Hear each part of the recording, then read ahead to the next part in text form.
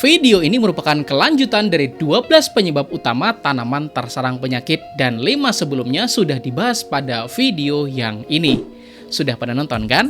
Dan buat yang belum maka teruskan dulu ya tonton video ini. Dan mari kita langsung saja pada faktor yang keenam ya sahabat tani, terbawa oleh tetesan hujan. Tujuan kenapa buah cabai yang terserang antraknosa itu harus dipetik yaitu untuk menghindarkan dari penularan akibat tetesan hujan yang muncrat ke bagian tanaman lainnya.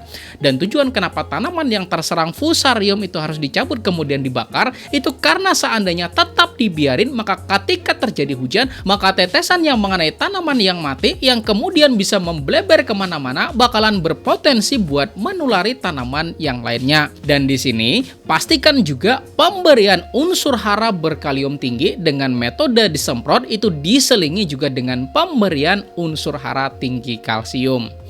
Kemudian faktor yang ketujuh yaitu terbawa oleh tangan kita. Tahukah Anda bahwa ketika tangan kita ini menyentuh buah cabai yang terkena antraknosa, maka di tangan kita ini itu ada antraknosanya loh ya sahabat tani. Dan ketika kemudian tangan kita ini memegang tanaman yang normal, maka tanaman yang normal tersebut bakalan juga tertulari. Jadi solusinya adalah pertama, saat Anda tuh memetik maka gunakanlah sarung tangan.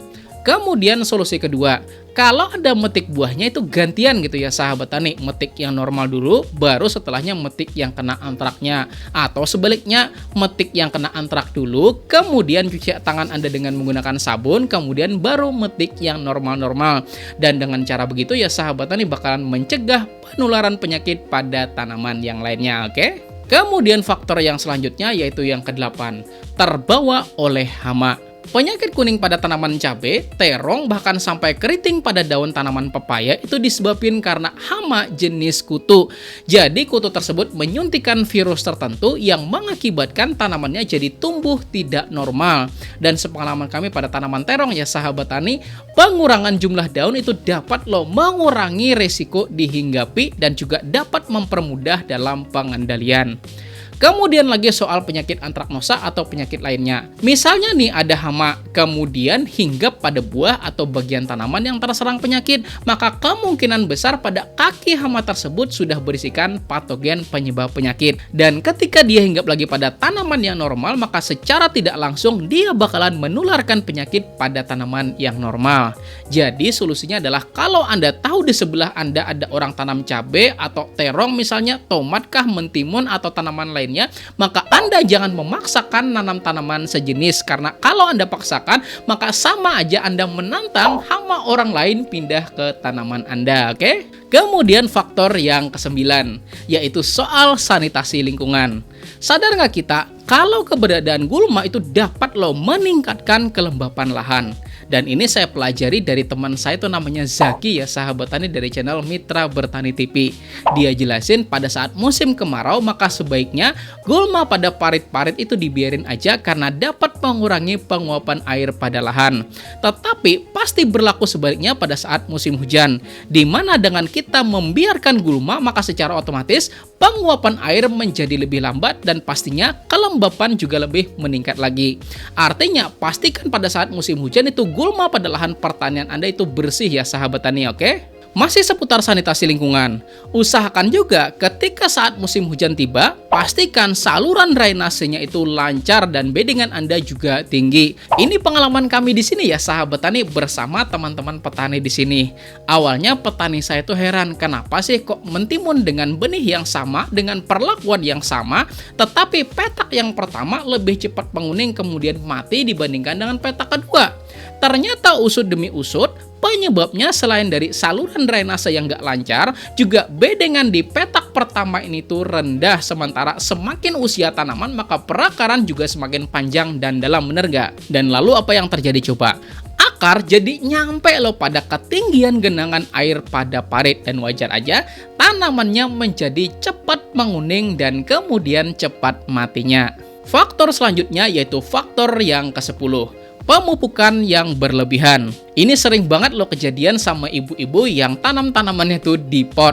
Karena ketidaktahuan soal takaran, maka langsung aja tabur pupuk yang banyak biar kayak gitu loh. Dan ini juga kejadian loh sama petani saya di sini tuh, namanya Bapak Aspiani.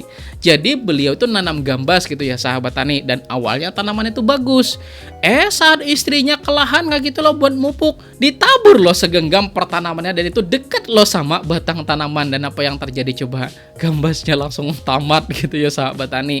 Maka prinsip ngasih pupuk itu mending sedikit tetapi sering daripada banyak tetapi sekaligus. Boleh sih boleh aja sebenarnya ngasihnya itu sekalian banyak, tetapi pastikan bahwa pupuk yang Anda berikan itu adalah pupuk yang sifatnya adalah slow release, dan penjelasan soal slow release ini ada kok di channel ini. Kemudian faktor yang ke-11, aplikasi pemupukan yang kurang tepat. Jangan memasukkan air terlalu banyak pada saat musim hujan, dan sering-seringlah pada saat musim kemarau.